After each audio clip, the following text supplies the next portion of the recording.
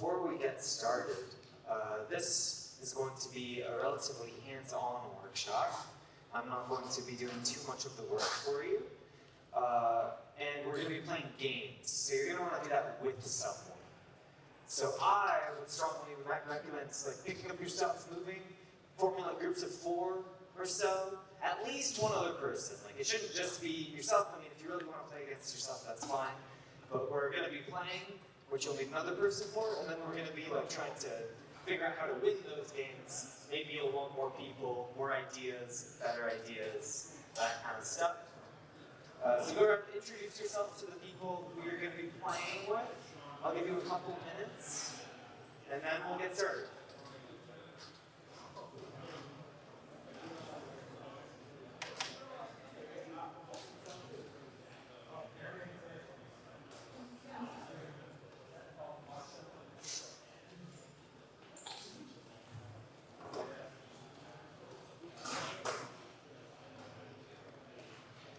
You might want to take out a piece of paper, someone in the group, if you can, or an iPad or whatever, but you'll want to write stuff down. We'll be playing some games you can play on paper.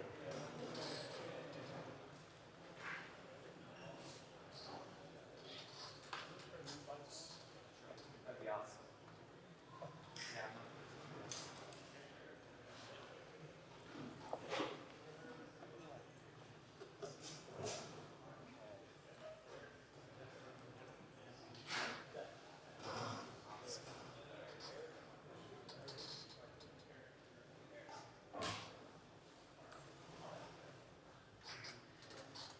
All right, so we're going to start with the warm-up game.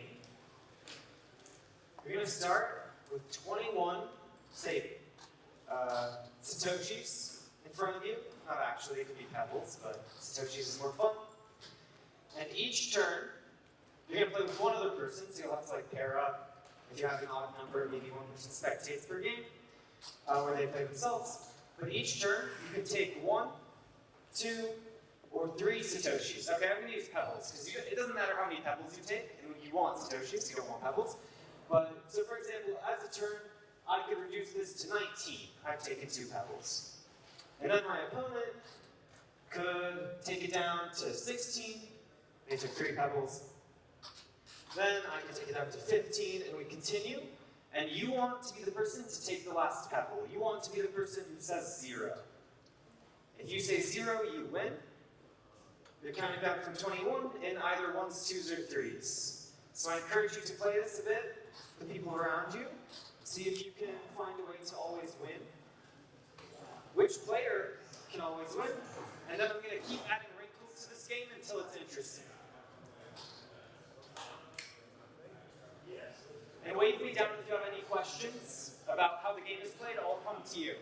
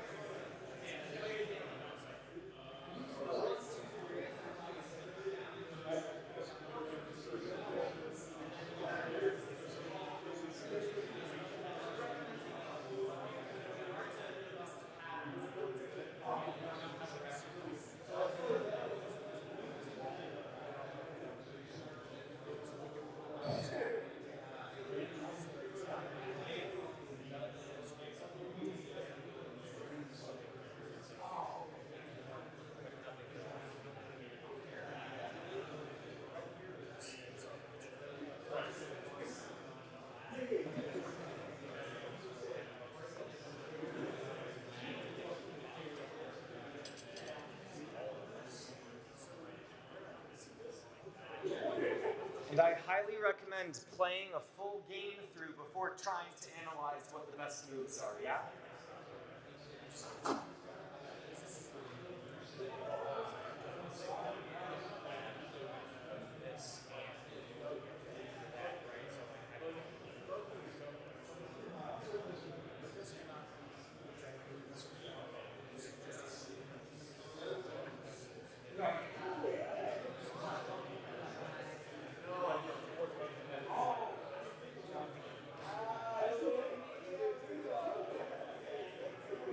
No rush, but wave me down when you think you have it.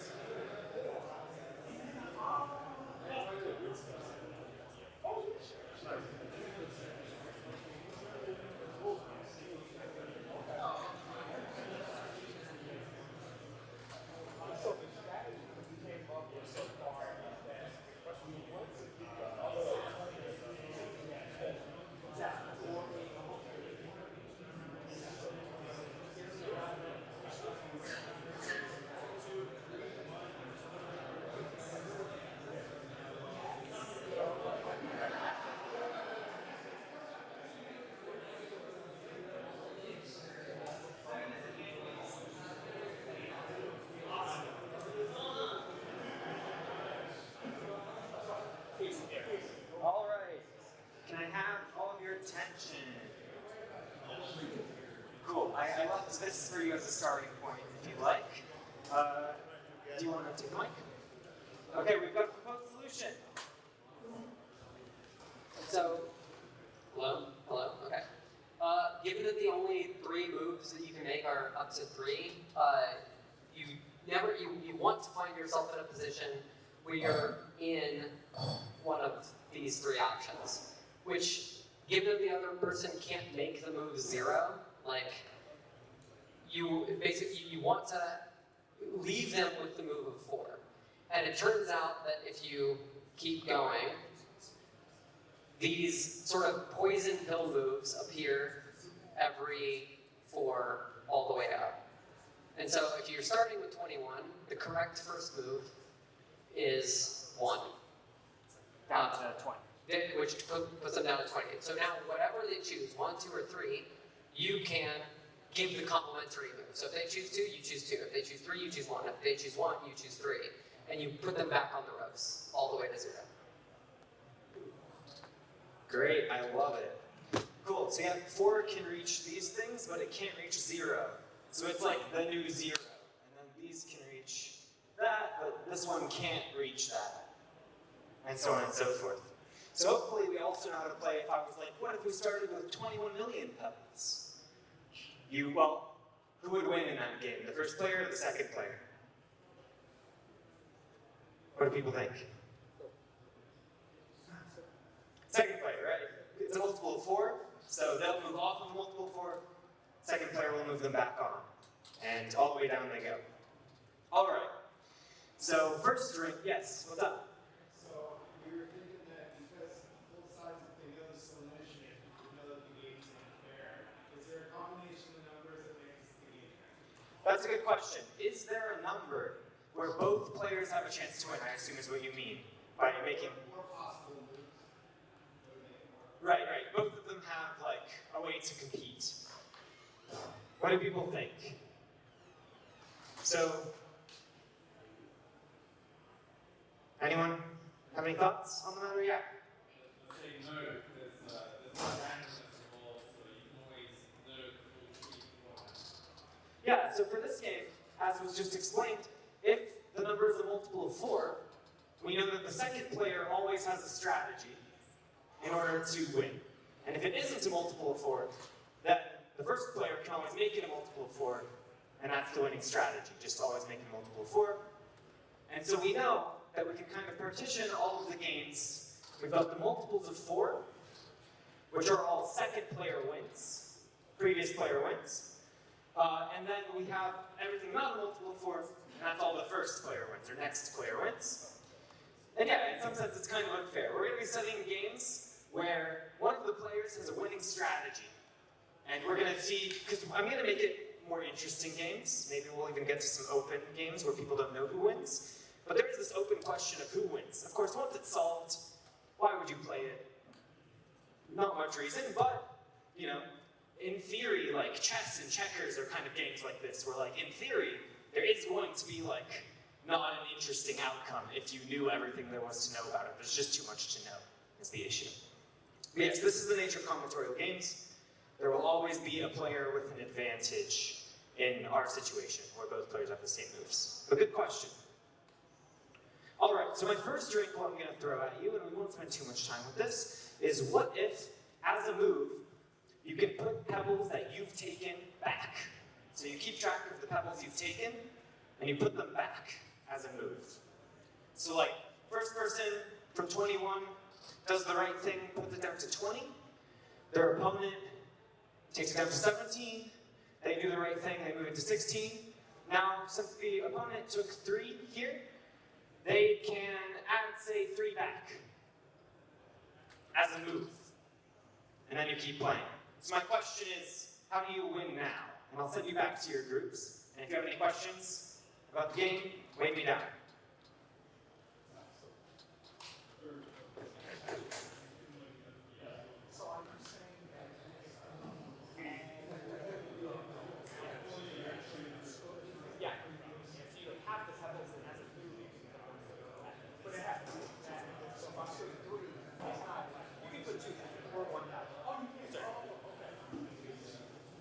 To be clear, you can put 1, 2, or 3 pebbles back, not more, as a turn. Yeah? So there are like reverse moves allowed if you have pebbles.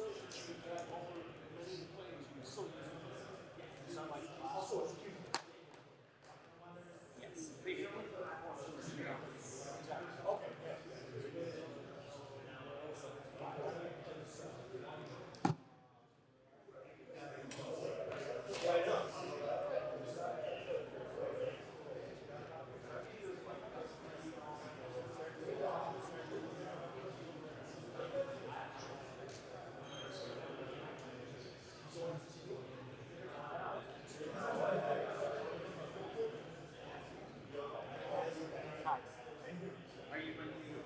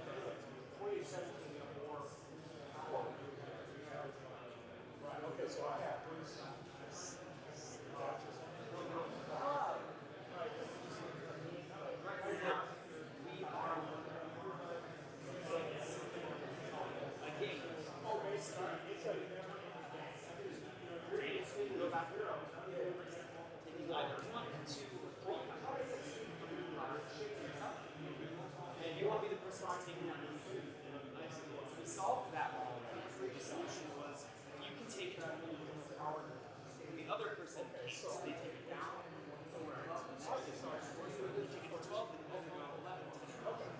And then you can take it to 8. And then you just put them on the board each time until you don't want to. You want to make sure you take something. You want to make sure you take like a place. Exactly what it takes to leave multiple forms. I see. Now we're asking, what if, as a turn, let's see if your level's max. We're how about you put 1, 2, or 3 back keys. Now, we're solving. I see. Nice. Yes.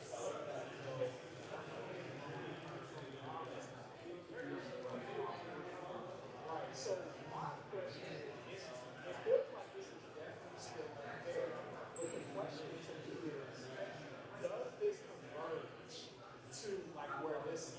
Like we get an infinite, or is there going to be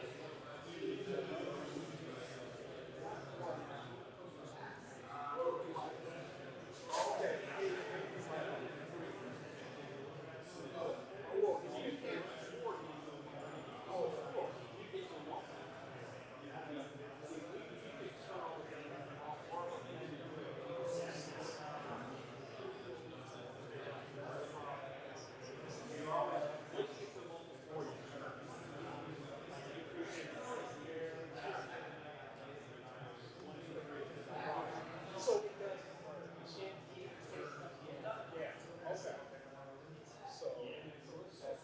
converge? Yeah. Okay. So.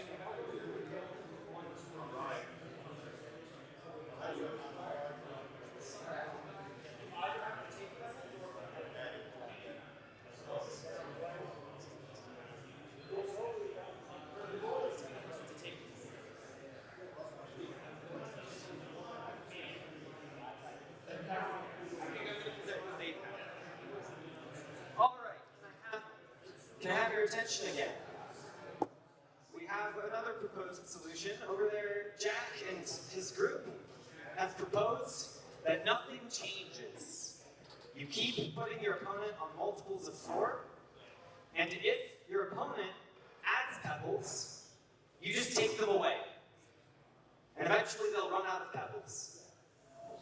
So actually adding pebbles, so long as you can't add them forever, you have a bounded number of pebbles, and adding pebbles is reversible. If it takes you out of a losing position, the other person can just put you right back in that losing position. Does that make sense? I was a little sneaky. Any questions about that? So our goal is to put our opponent on multiples of 4. If they take pebbles, we take more pebbles to get to the next multiple of 4. If they add pebbles, we just take them right back away. But it is still unfair, the same way as the original. Yeah, it's still perfect information. Really, we're studying like a structure about numbers more than we're studying a game, but it's a game until we know that. Until we know the solution, it's a game. Once we know the solution, it's not really that fun of a game anymore, right? Fun to play with kids and have them figured out, though. Anyway. So, more wrinkles. What if, so basically basically now, you don't have to ask me, am I allowed to add pebbles back or not? It doesn't matter, right? It won't change gameplay. So let's do this one more time, but no threes. Only ones and twos. You can take a pebble away, or you can take 2 pebbles away. What happens then? And follow-up question, once you feel like your group has that, what if you can take 1, 2, 3, or 4 pebbles? And final follow-up question, what if you could take 1 or 3 but not 2? And we're nearing the end of our warm-up, and then we'll get to some really fun stuff.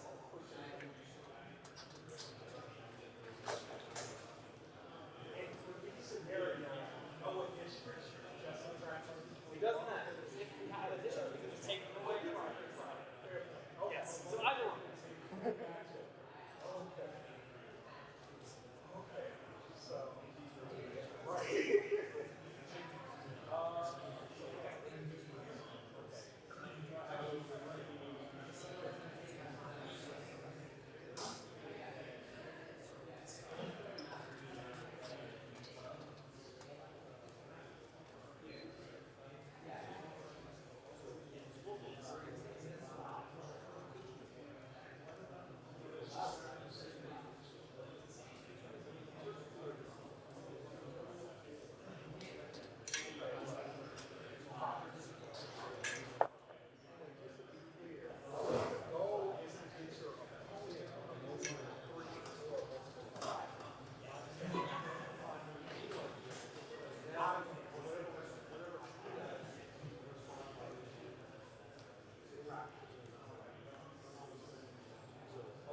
Because yeah, you're almost on 3. And oh, but you won. Yeah. So that's what I'm saying. I took the most in, right? Because it's good. Then and then you make a move, right? You do 1 or 2. But you do 1. I win 2. I win. Right. So okay. Yeah. Okay. So those 2 are here. It's a third.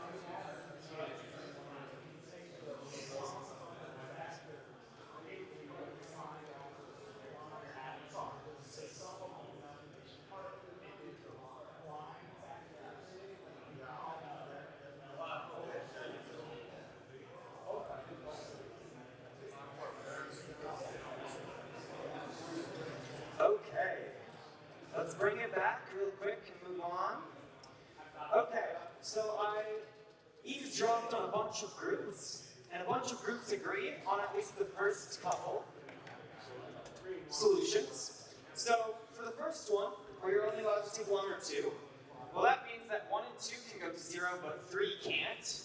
So you want to put your opponent, I think Keegan called them the deadly positions. 3 is a deadly position.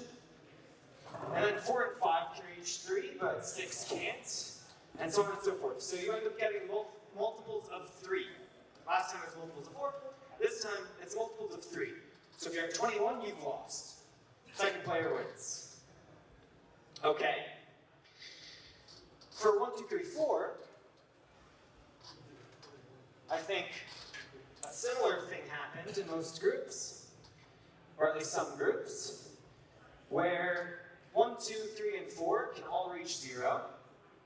So 5 is a deadly position, because it can't reach 0, but it can only reach positions that can. And it continues like before, multiples of 5 are where you want to put your opponent, because eventually you'll be putting them on 0. Any questions on those first 2 rule sets? Yeah?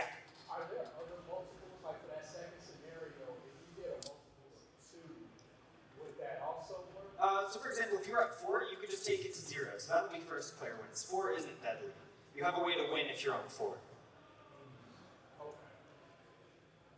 Yeah, it's just if you're on a multiple of 5, you can only take it off of a multiple of 5, and your opponent can put it back on.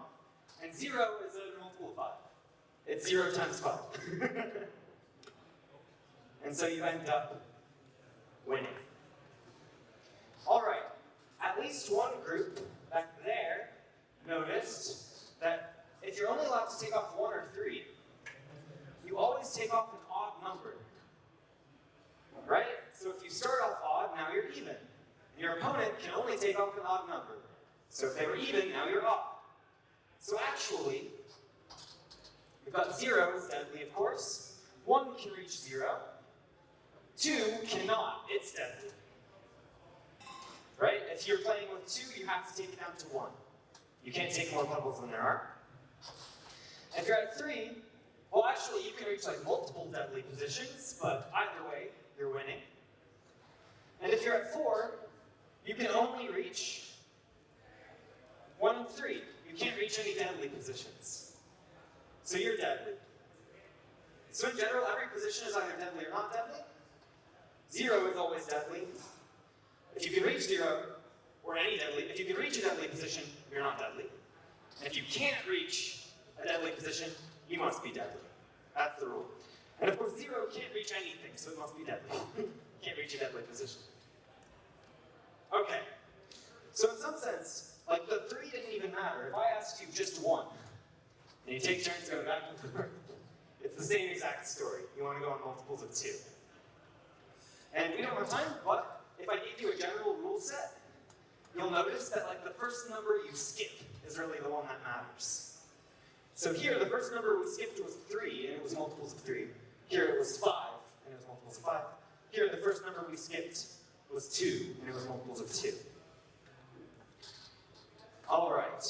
So if you want to at home, add your own wrinkles, change the game however you want, see if you can solve it. I think it's lots of fun.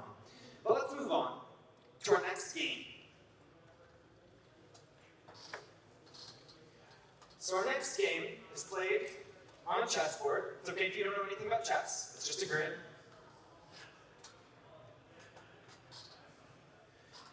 And it doesn't have to be 8 by 8.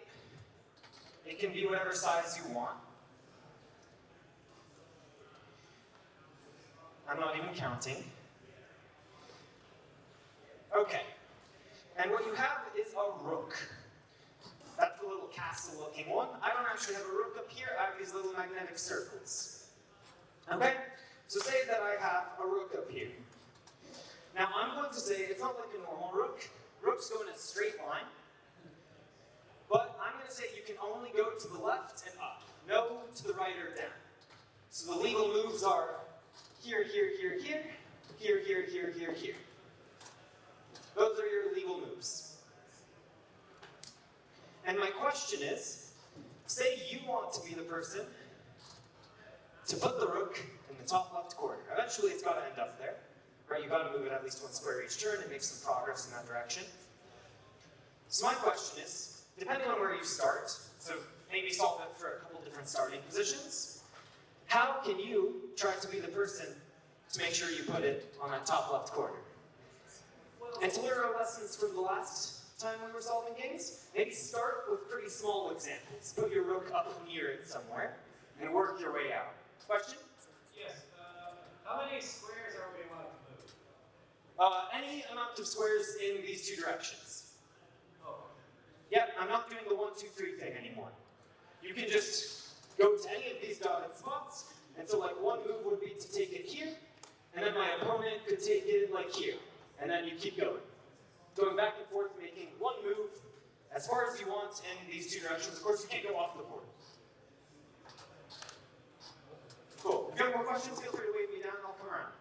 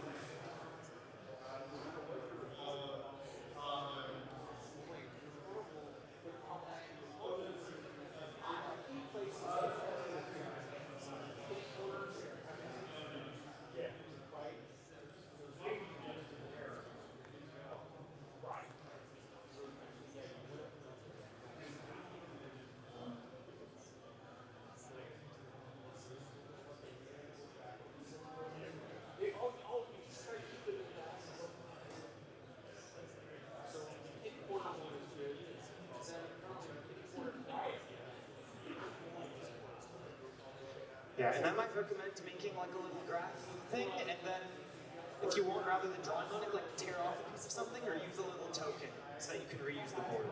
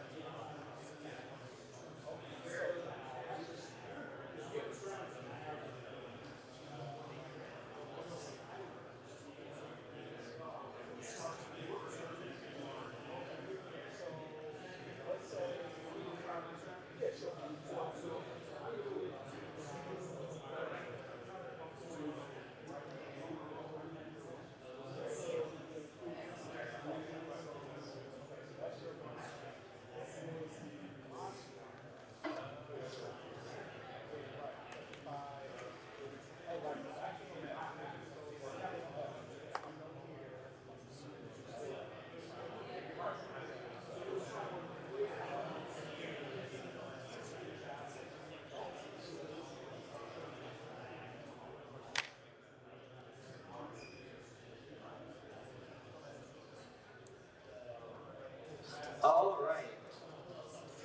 If I could have your attention again. So I've had, oh, there's my marker. I've had a couple people tell me that, of course, this is a deadly position in the top left. And anything that can reach it is not deadly, of course. So the next place that can't reach it is right there. And of course, if you can reach a deadly position, you can make a move to that square, and you'll be happy.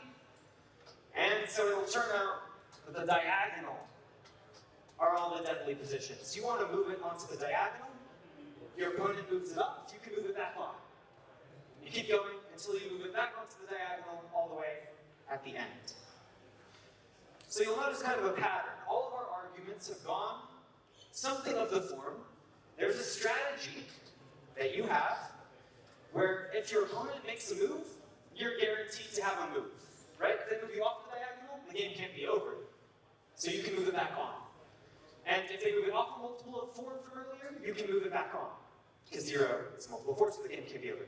But the reverse is not true. So when they make a move, you have one. When you make a move, they're not necessarily guaranteed one. So this has a name. It's called the Tweedle.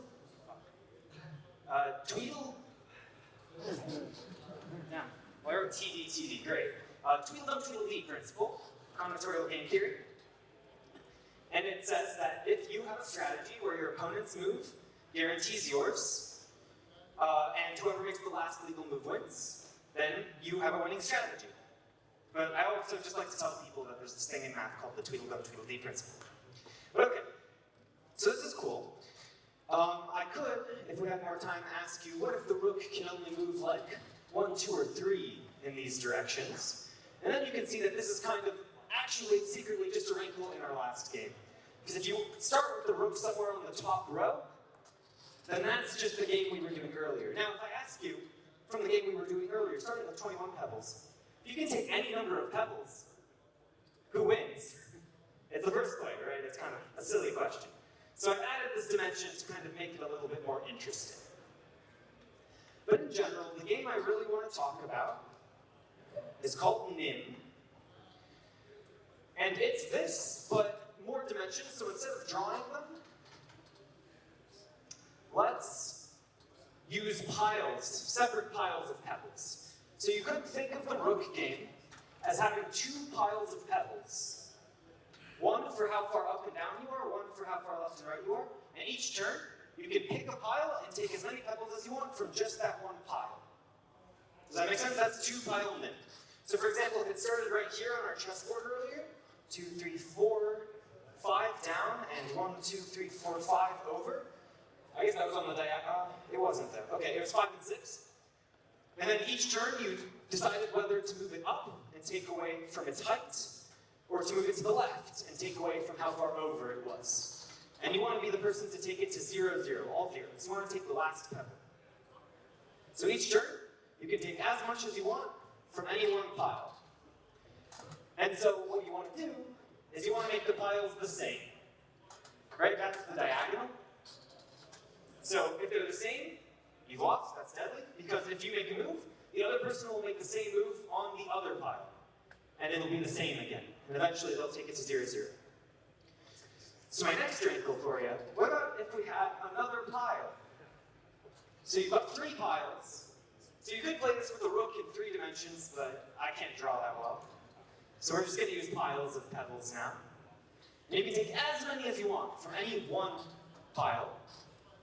And you want to be the person to take the last pebble.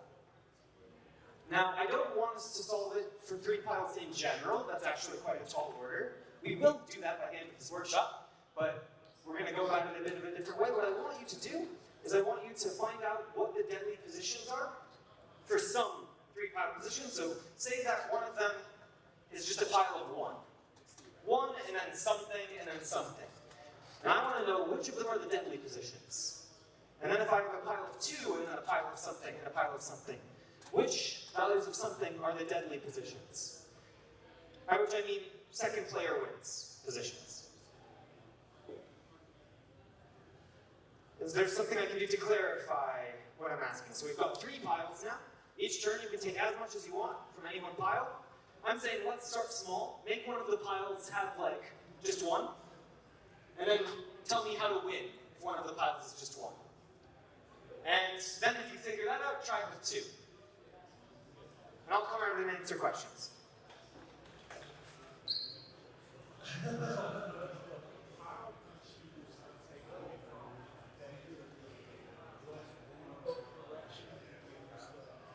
Essentially, we're talking about dimensions instead of, you could think about dimensions this way, or third way. And this is just like in square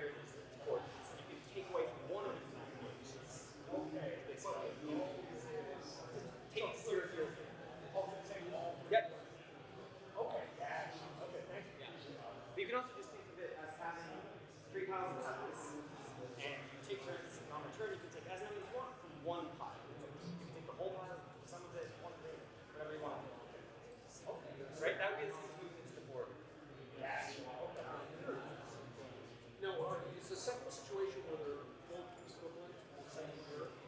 Sorry? Is this because It doesn't have to be the same question mark. Yeah, yeah. It could be like 1, 2, 3. 1, 2, 3? Yeah, or 1, 3, 3.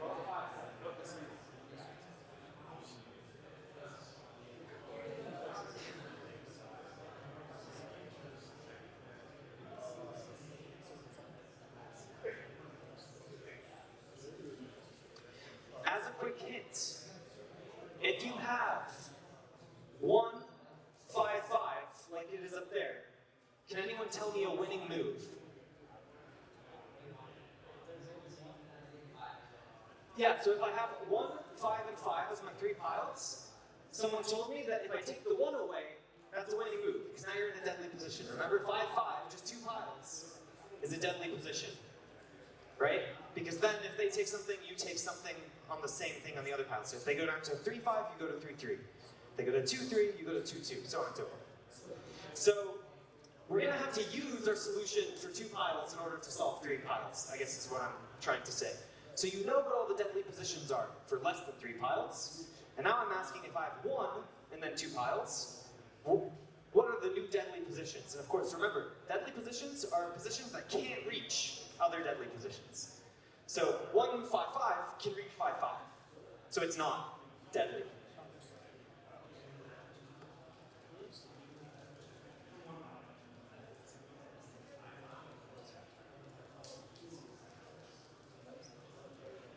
If it's a higher one. So like, one,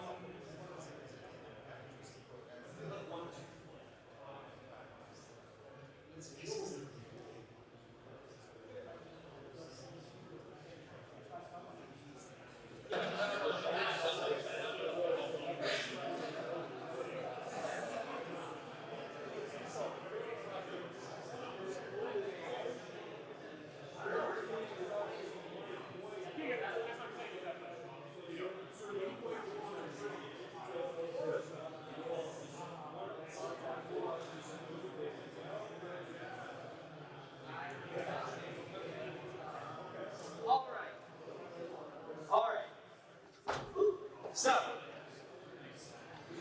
there's a proposed solution for 1. So I heard proposed, if you have a 1 pile, an even number, and an even number plus that number plus 1. It's like 1, 2, 3, 1, 4, 5, 1, 6, 7. The claim is that these are all of the 1 something something deadly positions. And let's see if we can think about why. Well, what can you do from this? If we assume everything up to E, those are all the deadly ones. If you make this one smaller, then if you make it even, another even number, you can subtract off of this the same amount, and you'll be back to a deadly position. If you take off an odd number, you can make this the even bit below it. Okay? So you can't take off of this pile. And of course, if they take everything 1 blank, you make this a 1. Okay? If they take this, of course, you just make it EE. If they take something from this, well, if they take 1, you take the 1 away, it'll be EE. If they take more than 1, now we're back to the situation from earlier where you can reduce this to get back something of the form 1E, E plus 1. And 1, 2, 3 is the smallest deadly one. You have to kind of just check 1, 2, 3 by itself to make sure all the edge case stuff works out. But okay, cool, there's like this pattern, and it has to do with like evens and odds or something weird going on, and like 1 is a number.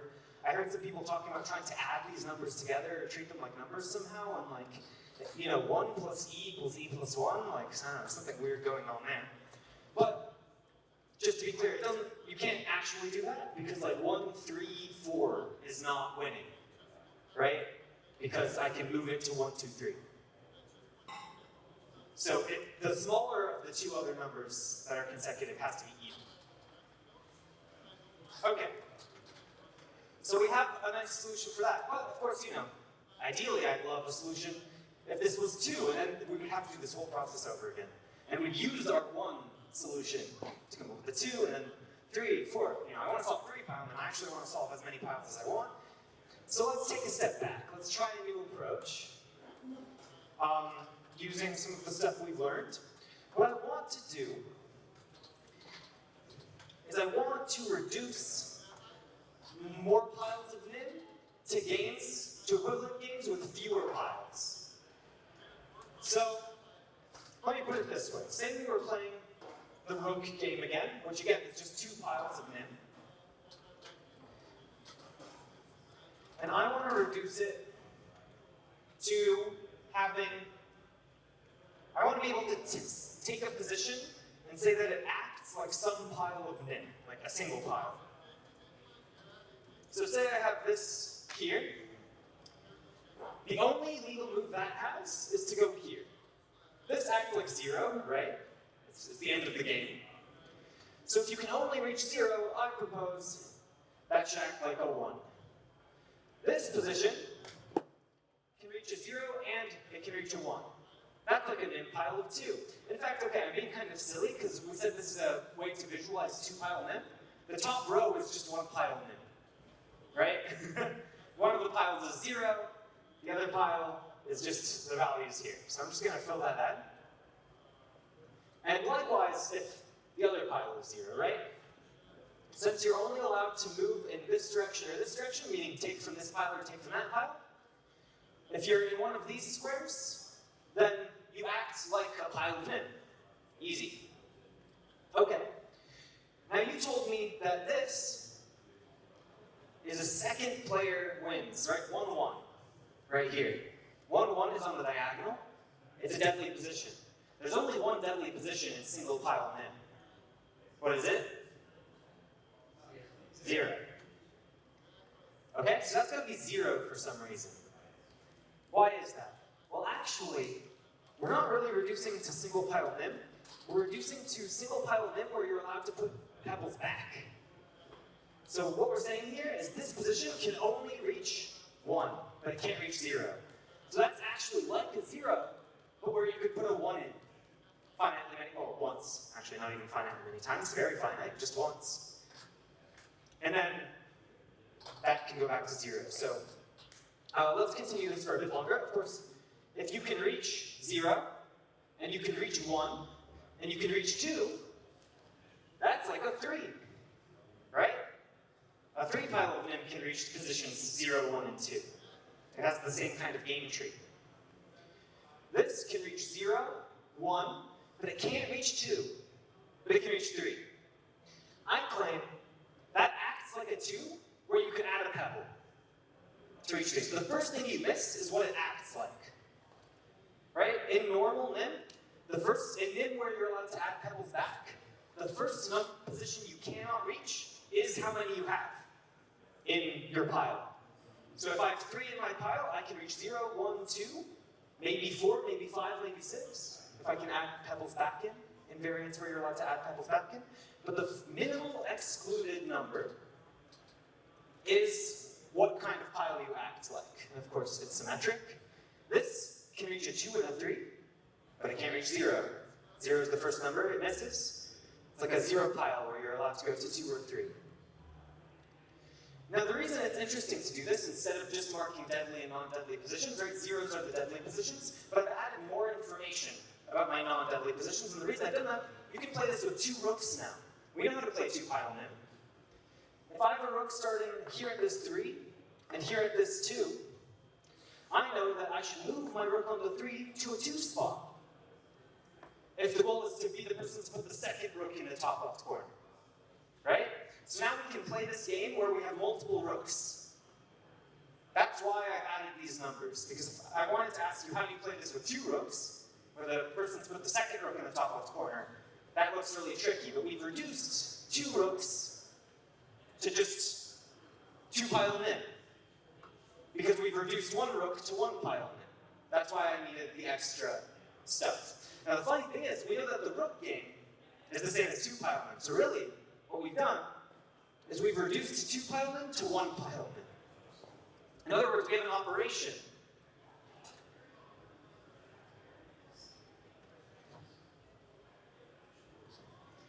takes in two numbers and spits out one number. Mathematicians love those. So let me keep filling in a bit of this table. This can reach 0, 1, 2, 3, 4. It must be a 5. This can reach 0, 1, 2, 3, but not 4. This can reach 0, 1, 2, 3, 4, 5. It must be a 6. We know these are all zeros. 3, 2, 5, 4, 6. Sorry that I have to spend your time talking and filling this in, but I want to look for patterns in this table, so I'm just going to draw it for you. I intended to draw it 8 by 8, and I failed, so we won't see all the patterns, but okay. You'll just have to take my word for part of it. Okay, so I just filled it out symmetrically here. Oh, sorry. No, I didn't. Just erase row number 6, and then we'll be 5 by 5. It's true, but I wanted a power of 2, so it won't matter so much. But sure, that will speed things up, and I don't care so much, so let's get rid of 6. Okay. But it goes on forever, of course. 0, but can't reach a 1. So that acts like 1. This can reach 0, 1, 2, 3, 4, 5, must be a 6. This can reach 0, 1, 2, 3, 4, 5, 6, must be a 7. 0, 1, 2, 3, 4, 5, 6, it's a 7. 0, 1, 2, 3, 4, 5, but no 6. And then this is the same. And then this is 0, but no 1. Okay, and this table keeps going. Yes? Kind of. Yeah, we're kind of saying that, like, having a rook in this square is like having a nim pile of 4 in a game where you're allowed to add a couple back finite many times. As well as having a rook in any of the other squares later. So if I have a second rook, and it's like here, this is like having a 2-pile game of nim with a pile of 4 and a pile of 6. And each turn you can pick a rook to move. And of course, what move should you make if you're in 4-6? 4-4, right? So being a 6 means you can reach a 4. So let's. There's a 5-4, I think. Did I mess up? The column for 1 should end with a 5-4, right? Instead of a 4-6. What did I do? This? The one column? Oh god. Yeah. Should be 5-4 rather than 4-6. Yeah. Hopefully that's the only mistake I made. I did a 4 below it. Yeah. Then you get the 4. Cool. Yeah, I was copying poorly. Okay. Sorry, because I was mirroring it. The top half is right. So the bottom half should just match the top half. Sorry about that. Okay, being a 6 means you can reach a 4. So we know if I have a game of nim 4-6, I should move this here. That's the winning move. And now, no matter what my opponent does, they have to move off of the 4. If they move it to a higher number, that's reversible. Right? Higher number can reach back to 4. And if they move it to a lower number, say a 2, then I can move it to a 2 on the other one. So we're really secretly playing a game of 2-pile nim if we have 2 rooks, where we have the ability to add a couple back in a bounded way. But we already discussed at the beginning of this workshop that being able to add things back doesn't change gameplay, it's reversible. If they move it from a 2 to a 5, you just move it back to a 2. And you make progress as you go. Does that answer the question? Okay, kind of mind-bendy. If you're not comfortable with the 2 rooks, that's okay. Just think about it as 1 rook, but we have more information that lets us know how to play with 2 rooks now. But also, I'm kind of saying that having a 3-pile of nim and a 4, having 3 and 4, acts like 7, like 1 pile of 7.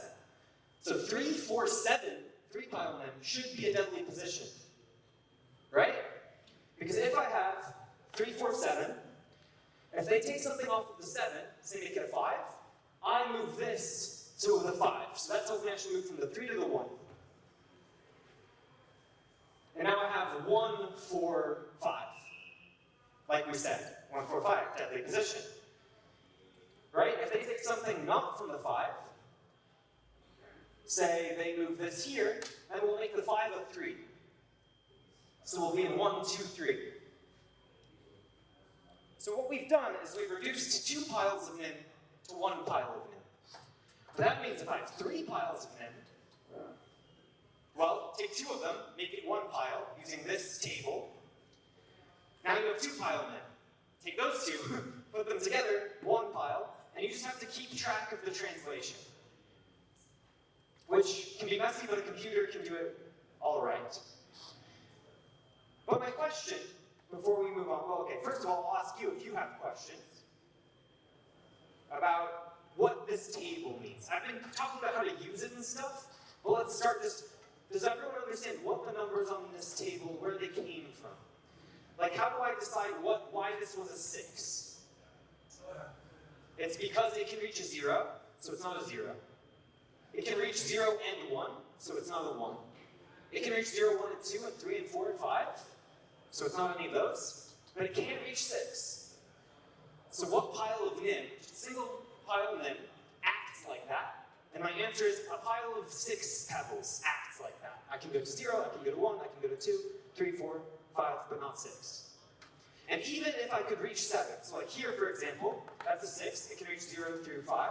But it can't reach 6, but it can reach 7. That still acts like a 6. It's just a 6 where your opponent has the ability to add 1 pebble back in. But then you can just take that pebble away.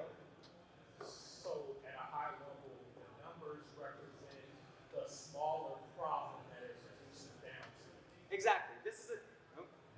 Exactly. This is a table that takes 2 pile nim and tells you what 1 pile it's the same as. We've reduced 2 pile nim to 1 pile nim. But it gives us something that looks like an operation. You know, addition table, multiplication table, something. So, blurt out. Who sees some patterns? I'll label powers of 2 for emphasis. I messed up. Damn. 0, 1. Oh, right, because that's before 1, so I actually wanted, darn.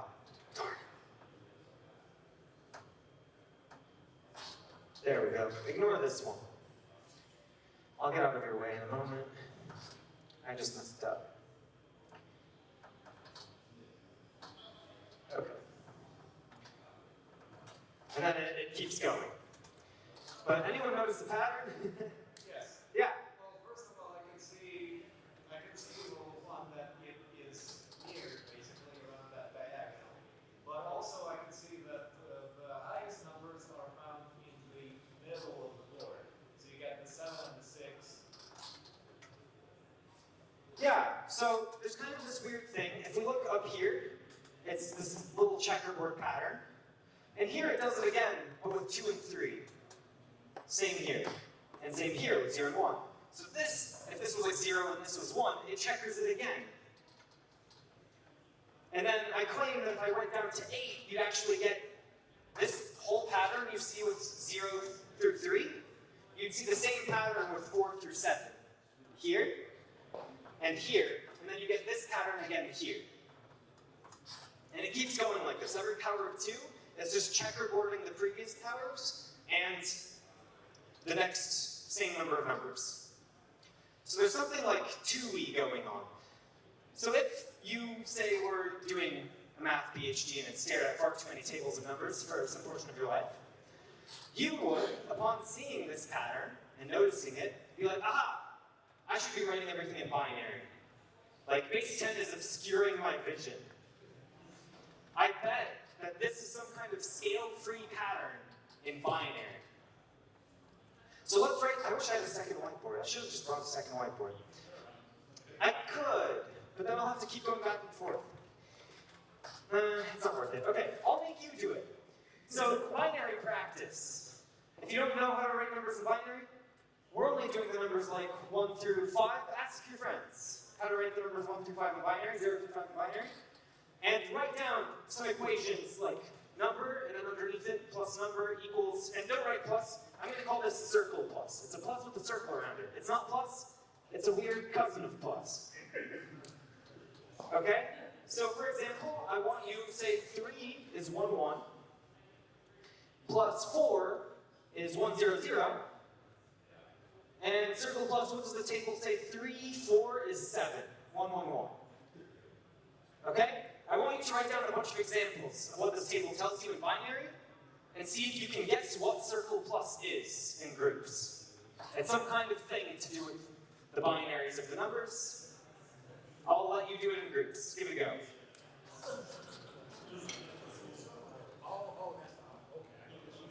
And now's a good time. If someone in your group doesn't know the numbers in binary, just write the numbers 0 through 5 in binary. You don't need to actually explain all of binary to them. That's all you'll need.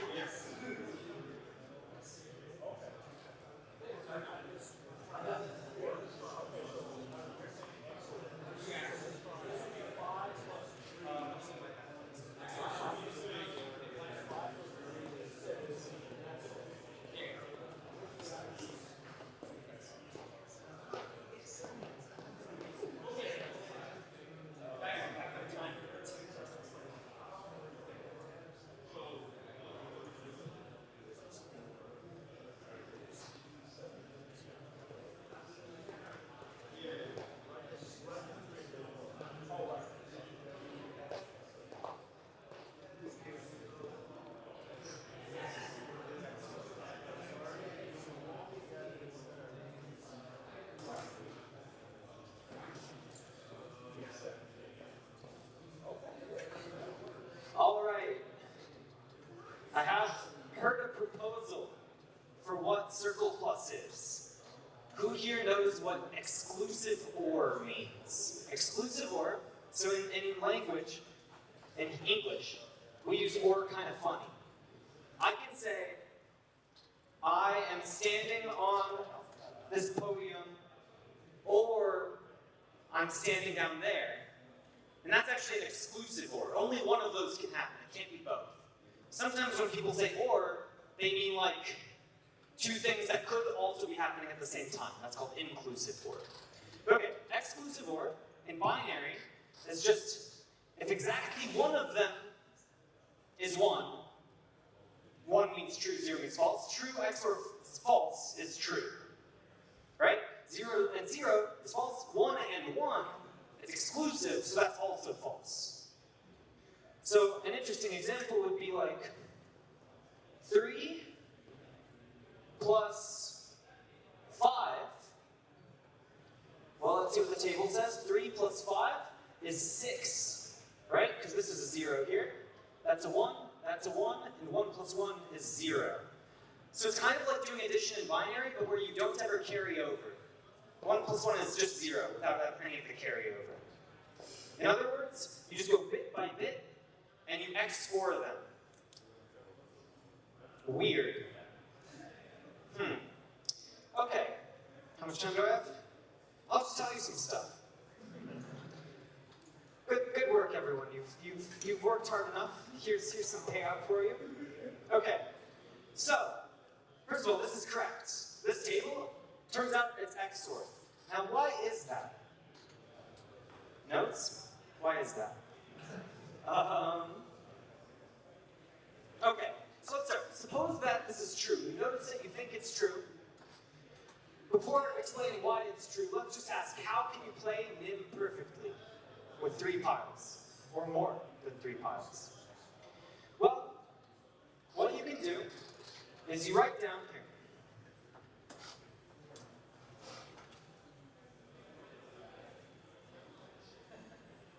You write the number in each pile down in binary.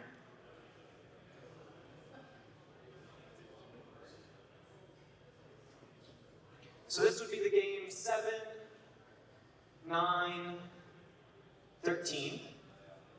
So if I have 3 piles, a 7, a 9, and a 13, then XOR, we have to do it like 2 at a time. So really you're counting whether there's an even number or an odd number of 1s in each column.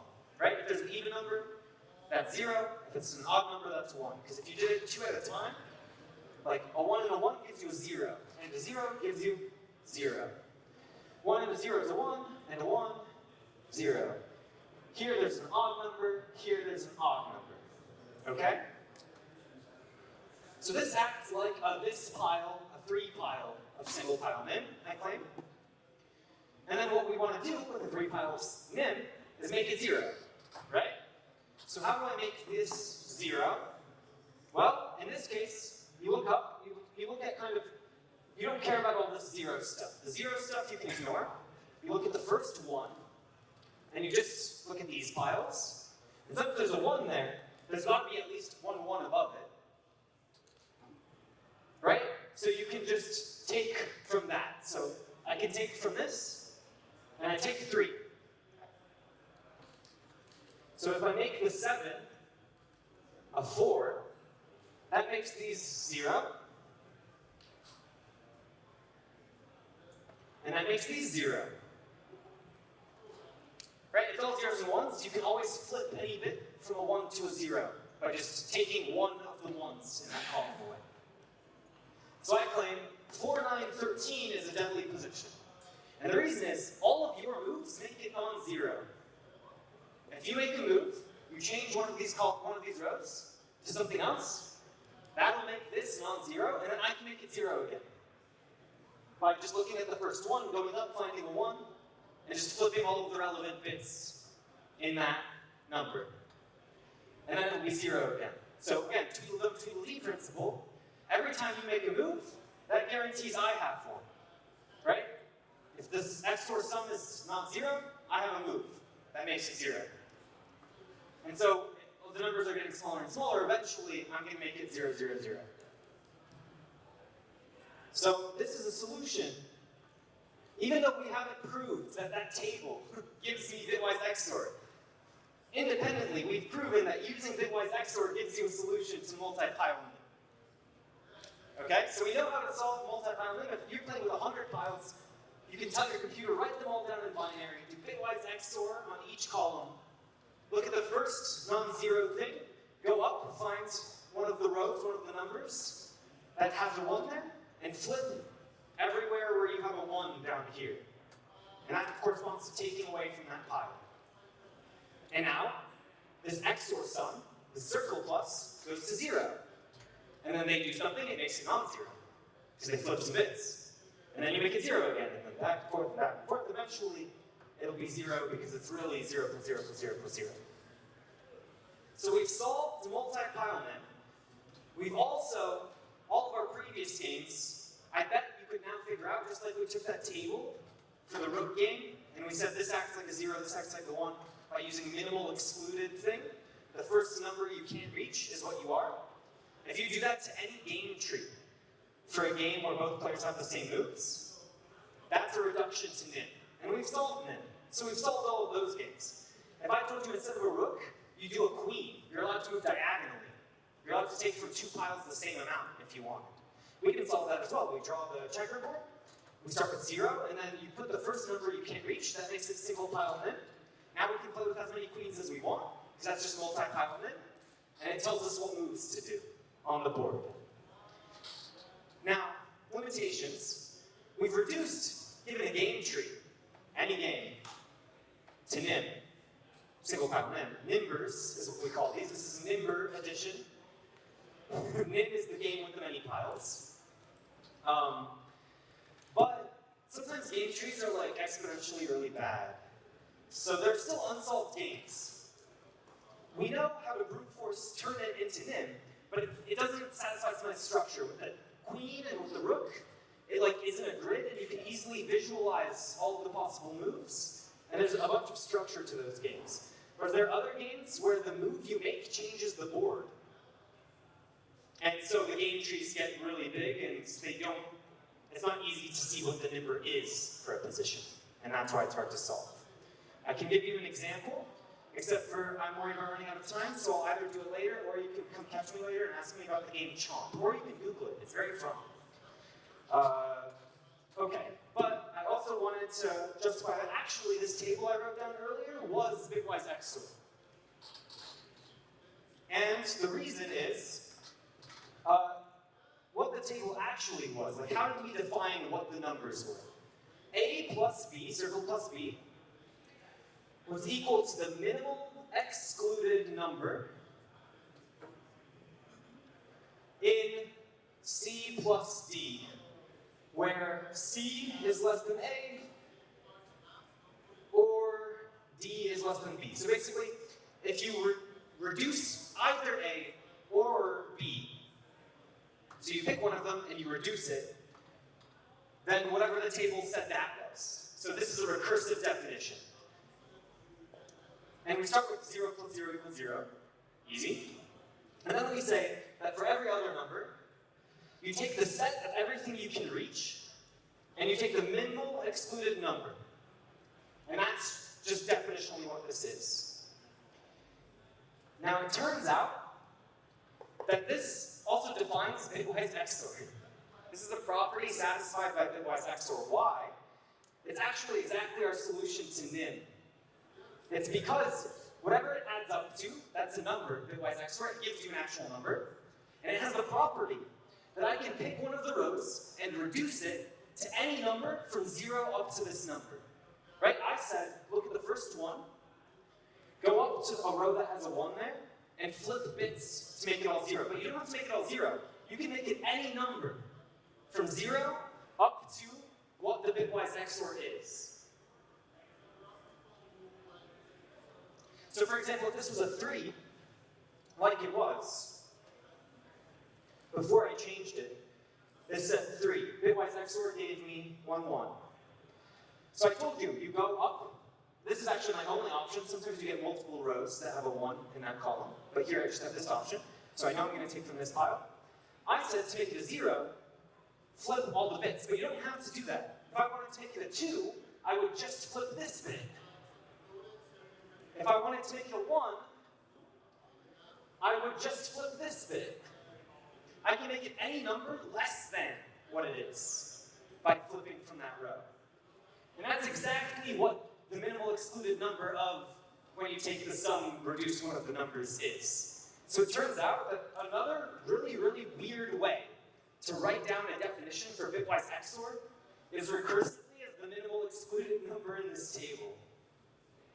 Because this is a property that determines bitwise XOR as a function. Sorry if that was a bit mathy, but hopefully I said enough words that some people got something cool and other people are now tired and convinced just by attrition that that table earlier really was bitwise XOR. But to recap, we've got this bitwise XOR function that reduces multi-pile nim to just one pile nim and tells us how to play perfectly by just making the bitwise XOR 0 each time. And furthermore, anytime we have a well-structured game where both players have the same moves available to them, so not chess. Because in chess, there's white and there's black. So you have different moves available to you, but any impartial game, like Jenga, isn't combinatorial, but it's impartial. Given a position, both people have the same options. So like here in NIM, or in the queen game or the rook game or whatever, all those other variants I gave you, you can reduce them to NIM by checking what their minimal excluded value is recursively. You start with the smallest instances of the game. The end games are all 0. Anything that can just reach 0, that acts like a 1. Anything that can reach 0s and 1s, but not 2s, acts like a 2. And so on and so forth. You can reduce any of these games to NIM, which we know how to solve. And we even know how it plays under putting them together. I can play it with a rook and a queen. Reduce both of those games to NIM, and now it's just 2-pile NIM. And we know how to play that perfectly. So we've solved a really large class of games. And even from the very beginning, remember when I told you the rule set was just removing 1 or 3, but not 2? And it acted the same as just removing 1. And it's because 2 was the minimal excluded number, like the 3 didn't matter. It was a reversible move in some sense. Actually, I think I said that backwards, but anyway, this somehow explains why only the first number you skipped mattered, if you think through the consequences. If you don't put 0 at the bottom of the equation, Say it again? Oh, 8 plus or 0 plus 0 equals 0? No. When you said that you can leave it at 3, you can do 2 or 1. Just there. Oh, this is a 0 inside of a circle. Sorry. You said you went to 3, just under that. The result of the equation is 3 and 1. Oh, yeah, and this is we've made it 5. But if you don't go to 0, you leave the opportunity to go to 0. Sorry, say that one more time? If you don't go to 0 yourself, you leave the opportunity to go to 0. You're saying if I make this 0? If you don't make, So if I make this 0, it happens to make this 0. yeah. If you don't, Right, then my opponent will have the ability. So I wasn't talking about solving NIM, I was talking about how bitwise XOR has, okay. But yes, I think we're on the same page. Okay, perfect.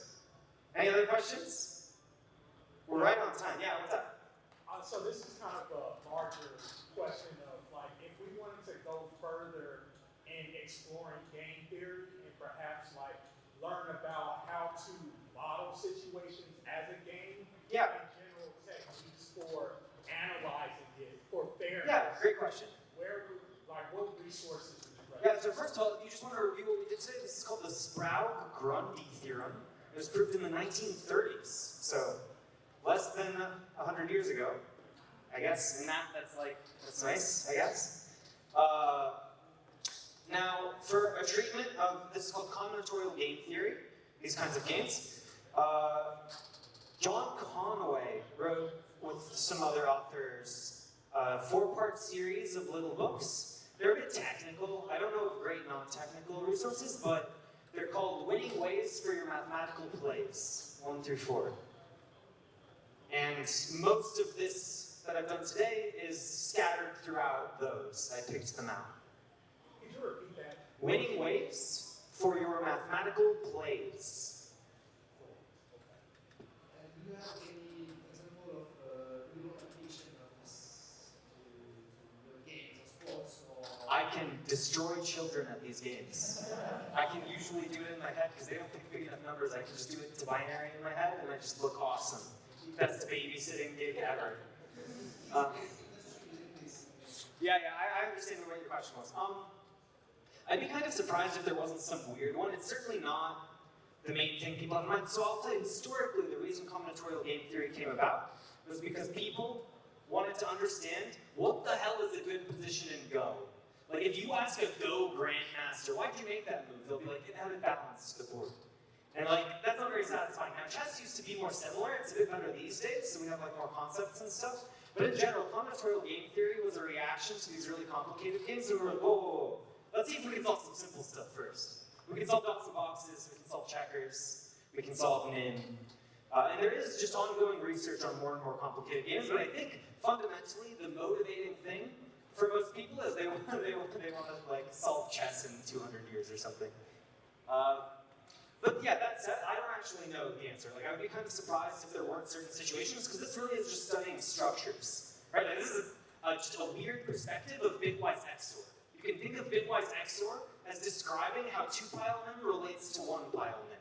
And sometimes bitwise XOR comes up in research, and sometimes drawing a rectangle and thinking of it as a rook gives you a nice proof of something. So like, I think it's kind of more of a meta application in the way you're thinking about something like bitwise XOR. It's like a perspective building tool, more so than like, I can model how miners compete by like a game node. So it's not really like that. But there are versions of game theory, not combinatorial game theory so much, that deal in this. And sometimes they reduce to problems in combinatorial game theory. Sorry, what are that other branch of game theory that might more pertain to Bitcoin-related issues? What is that called? It's annoying. They call it game theory. Oh, you just call it game. Yeah, I add the word combinatorial so you don't think it's that. Combinatorial game theory means actual games. The definition of a combinatorial game is a 2-player game where 2 people take turns, there's perfect information, and the last person to make a legal move wins.